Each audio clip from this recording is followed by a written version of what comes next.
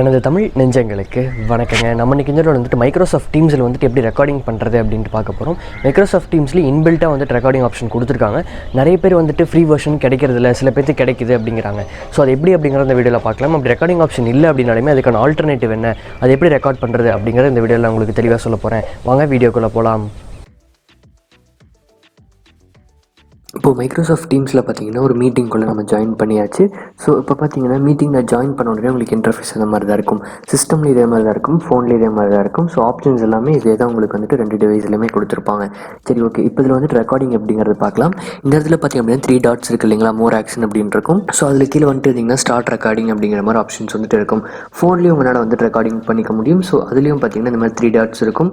அதில் போயிட்டு start recording அப்படிங்கிறது வந்துட்டு நீங்கள் கிளிக் கொடுக்கலாம். ஓகே, இப்போ நான் வந்துட்டு கிளிக் கொடுத்துட்டேன். கிளிக் கொடுத்துட்டு இந்த இடத்துல பார்த்தீங்க அப்படின்னா ரெக்கார்டிங் பெண்டிங் அப்படிங்கிற மாதிரி வருது இல்லைங்களா. ஸோ இப்போ பார்த்தீங்க அப்படின்னா ரெக்கார்டிங் ஸ்டார்டட் அப்படின்ட்டு வந்துருச்சு. ஸோ இப்போ எனக்கு வந்துட்டு இந்த டைலாக் வந்துட்டு அப்பியர் ஆகிட்டே தான் இருக்கும். என்ன அப்படின்னா ரெக்கார்டிங் வந்துட்டு பெர்மிஷனோட தான் ரெக்கார்ட் பண்ணுறேன் அப்படிங்கிற மாதிரி இந்த இடத்துல ஒரு சின்ன மெசேஜ் வந்துட்டு இருக்கும். ஸோ அதோட பாலிசி என்னென்னு படிக்கணும் அப்படின்னா நீங்கள் வந்துட்டு கிளிக் கொடுத்து அந்த ரெக்கார்டிங் பாலிசி பற்றி நீங்கள் வந்துட்டு ஃபுல்லாக படிச்சிக்கலாம். ஓகே, இது வந்துட்டு பார்த்தீங்கன்னா மைக்ரோசாஃப்ட் டீம்ஸ்லேயே வந்துட்டு இன்பில்ட்டாக நம்ம ரெக்கார்டிங் பண்ணக்கூடியது. ஸோ நிறைய பேருக்கு பார்த்தீங்கன்னா இந்த ரெக்கார்டிங் ஆப்ஷன் வந்துட்டு அவைலபிளாக இருக்குது, சில பேருக்கு அவைலபிளாக இல்லை அப்படிங்கிற மாதிரி சொல்கிறாங்க. ஸோ மேக்ஸிமம் எல்லாருக்குமே ஸ்டார்ட் ரெக்கார்டிங் ஆப்ஷன் வந்துடும். சரி, ஓகே, வரல அப்படின்னு நிறைய பேர் சொல்கிறீங்க. ஸோ அவங்களுக்காகவும் நான் வந்துட்டு இதுக்கான ஆல்டர்னேட்டிவ் என்ன அப்படிங்கிறத வந்துட்டு நான் சொல்கிறேன். இப்போ வந்துட்டு நம்ம ரெக்கார்டிங் ஸ்டாப் பண்ணோம் அப்படின்னா இந்த ஆப்ஷன் கிளிக் கொடுத்து ஸ்டாப் ரெக்கார்டிங் அப்படிங்கிற ஆப்ஷன் வந்துட்டு நீங்கள் கிளிக் கொடுத்துக்கலாம். இப்போ பார்த்தீங்கன்னா உங்களுக்கு வந்துட்டு ரெக்கார்டிங் ஸ்டாப் பண்ணுமான்னு கேட்குது. ஓகே, இங்கே வந்துட்டு ரெக்கார்டிங் இஸ் பீன் சேவ்டு அப்படின்னு வந்துருச்சு. ஓகே, நெக்ஸ்ட் வீடியோவில் ரெக்கார்டிங் எப்படி டவுன்லோட் பண்ணுறது அப்படின்ட்டு சொல்கிறேன். இப்போ அடுத்த மெத்தட் எப்படிங்கிறது நம்ம பார்க்கலாம். செகண்ட் மெத்தட் எப்படி அப்படின்னு பார்த்தீங்கன்னா இந்த இடத்துல உங்களுக்கு ஒரு டயலாக் பாக்ஸ் தெரியுது இல்லைங்களா, மைக்ரோசாஃப்ட் எக்ஸ்பிரஷன் என்கோடர் அப்படின்ட்டு.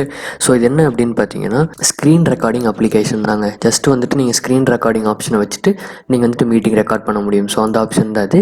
ஸோ இந்த இடத்துல பார்த்தீங்க அப்படின்னா மைக், அதாவது ஆடியோ வந்துட்டு சேர்ந்து ரெக்கார்ட் ஆகணுமான்னு கேட்குது. ஸோ அது வேணும் அப்படின்னா நீங்கள் வந்துட்டு இந்த ஆடியோவை சேர்த்து கிளிக் கொடுத்து நீங்கள் வந்துட்டு எனேபிள் பண்ணணும். சில பேர் என்ன பண்ணுறாங்க அப்படின்னா இந்த ஸ்க்ரீன் ரெக்கார்டிங்கில் வந்துட்டு ஆடியோ வந்துட்டு எனேபிள் பண்ணாமல் விட்டுறாங்க. ஸோ இனிஷியலாக உங்களுக்கு இந்த மாதிரி தான் இருக்கும். நீங்கள் அதை கிளிக் கொடுத்து எனேபிள் பண்ணும். ஸோ எனேபிள் பண்ணிங்கன்னா இந்த இடத்துல உங்களுக்கு தெரியும்னு நினைக்கிறேன். நான் பேசுகிற வாய்ஸ் வந்துட்டு க்ரீன் கலர் வென்டிலேஷன்ஸ் வந்துட்டு இருக்கு இல்லைங்களா. ஸோ இந்த மாதிரி வந்துட்டு உங்களுக்கு அப்பியர் ஆகணும். இந்த சாஃப்ட்வேர் யூஸ் பண்ணிங்கன்னா உங்களுக்கு இந்த மாதிரி இருக்கு இன்டர்ஃபேஸ். நீங்கள் இது இல்லாமல் வேறு என்ன ஸ்க்ரீன் ரெக்கார்டிங் அப்ளிகேஷனெல்லாம் யூஸ் பண்ணிக்கலாம். அதிலே சேர்த்து ஆடியோவோட ரெக்கார்ட் பண்ணுற மாதிரி வந்துட்டு அப்ளிகேஷனில் ஆப்ஷன்ஸ் எனேபிள் பண்ணி வச்சுக்கோங்க. ஓகே, இந்த மாதிரி இருக்குது. இப்போ வந்துட்டு ரெக்கார்டிங் அப்படிங்கிற ஆப்ஷன் கிளிக் கொடுத்தீங்க அப்படின்னா ஸ்க்ரீன் வந்துட்டு எதுக்குள்ளே உங்களுக்கு வேணும் அப்படின்னு காமிக்குது. ஸோ நான் வேணுங்கிற அளவுக்கு கரெக்டாக அட்ஜஸ்ட் பண்ணி இந்த மாதிரி நான் வந்துட்டு வச்சுக்கிறேன். ஓகே, இப்போ நான் இந்த மாதிரி வச்சுட்டு நான் ரெக்கார்டிங் பண்ணிக்கலாம்.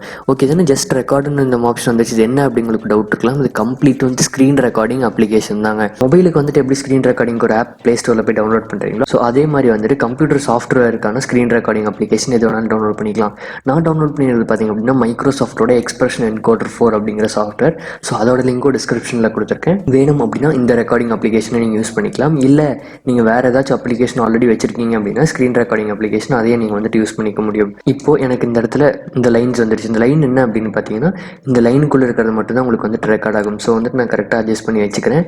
அடுத்தது இந்த இடத்துல ரெக்கார்ட் ஆப்ஷன் இருக்குது இல்லைங்களா. ஸோ அந்த ரெக்கார்ட் ஆப்ஷன் கிளிக் கொடுத்த உடனேயுமே எனக்கு வந்துட்டு டயலாக் பாக்ஸ் வரும். இப்போ நான் ஓகே கொடுத்துட்றேன். இப்போ எனக்கு வந்து கவுண்ட் டவுன் வருது. 3, 2, 1 அப்படிங்கிற மாதிரி கவுண்ட் டவுன் வந்துட்டு எனக்கு வந்துட்டு இப்போ ஸ்டார்ட் ஆயிடுச்சு இல்லைங்களா. ஸோ அதே மாதிரி தான் வந்துட்டு ரெக்கார்டிங் வந்துட்டு ஸ்டார்ட் ஆயிடும். இந்த க்ரீன் கலரில் பிளிங்க் ஆகிறது உங்களுக்கு தெரியும்னு நினைக்கிறேன். ஸோ அது வந்துட்டு ரெக்கார்டிங் ஆகிட்டு இருக்கு அப்படின்ட்டு. ஃபைனலாக நீங்கள் எப்படி ஸ்டாப் பண்ணணும் அப்படின்னா இந்த இடத்துல ஆப்ஷன்ஸ் இருக்கும். ஸோ இதில் வந்துட்டு மைக்ரோசாஃப்ட் எக்ஸ்பிரஷன் என்கோடர் இருக்கு இல்லைங்களா. ஸோ அதை டபுள் கிளிக் பண்ணிங்கன்னா இந்த இடத்துல வந்து ஷோ ரெக்கார்டிங் டூல் பார் அப்படின்னு காமிக்கும்.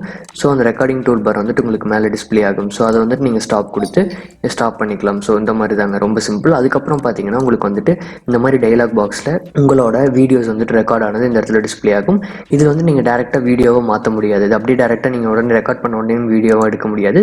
ஸோ சென்ட் டு என்கோடர் அப்படிங்கிற ஆப்ஷன் வந்துட்டு கிளிக் கொடுங்க. ஸோ இந்த மாதிரி ஆப்ஷன்ஸ்லாம் பார்த்தீங்கன்னா ஜஸ்ட் நீங்கள் ஸ்க்ரீன் ரெக்கார்டிங் தான் பண்ண போகிறீங்க. சாஃப்ட்வேருக்கு வந்துட்டு இந்த மாதிரி சின்ன சேஞ்சஸ் வரும். இது பார்த்து சில சாஃப்ட்வேரில் டேரெக்டாக வீடியோவாக கன்வெர்ட் ஆயிரும். சிலது பார்த்தீங்க அப்படின்னா இந்த மாதிரி வந்துட்டு ஒரு ரா ஃபார்மேட்டாக இருக்கும். அதை வந்துட்டு நீங்கள் எக்ஸ்பிரஷன் என்கோடர் அந்த சாஃப்ட்வேர் மூலியமாக ஓப்பன் பண்ணி அதில் எடிட்டிங் பண்ணணும்னா பண்ணிவிட்டு நீங்கள் வீடியோவை எக்ஸ்போர்ட் பண்ணிக்கலாம்.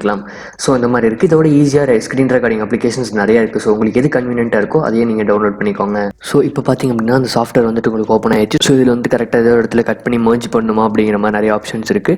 ஸோ அதை நீங்கள் வேணுங்கிற எடிட்டிங்ஸ்லாம் பண்ணிக்கலாம். பண்ணிவிட்டு இந்த இடத்துல என்கோட் அப்படின்னு இருக்கு இல்லைங்களா. ஸோ அந்த என்கோடை கிளிக் கொடுத்தீங்கன்னா உங்களுக்கு வந்துட்டு ஃபுல்லாக இது வந்துட்டு எல்லோ கலரில் ஒரு சர்க்கிள் வந்துட்டு ஃபுல்லாக கம்ப்ளீட் ஆகும். அடுத்தது க்ரீன் கலரில் வந்துட்டு உங்களுக்கு சர்க்கிள் வந்துட்டு கம்ப்ளீட் ஆகும். ஸோ அந்த ரெண்டுமே முடிஞ்சிருச்சுன்னா உங்களுக்கு வந்துட்டு ஃபைனலாக வீடியோவாக வந்துட்டு கன்வெர்ட் ஆயிரும். ஸோ அது வீடியோ எந்த ஃபைல் எங்கே இருக்கும் அப்படிங்கிறத நான் இப்போ உங்களுக்கு காமிக்கிறேன். ஸோ நீங்கள் வந்துட்டு கம்ப்யூட்டர் அது ஃபுல்லாக என்கோட் ஆனதுக்கப்புறம் திஸ் பிசி அப்படிங்கிற ஆப்ஷன் இருக்கும், இல்லை மை கம்ப்யூட்டர்னு இருக்கும் இல்லைங்களா. ஸோ அதுக்குள்ளே வந்துட்டு டாக்குமெண்ட்ஸ் அப்படின்னு இருக்கும். ஸோ அந்த டாக்குமெண்ட்குள்ளே போனீங்கன்னா எக்ஸ்பிரஷன் அப்படின்னு இருக்கும்.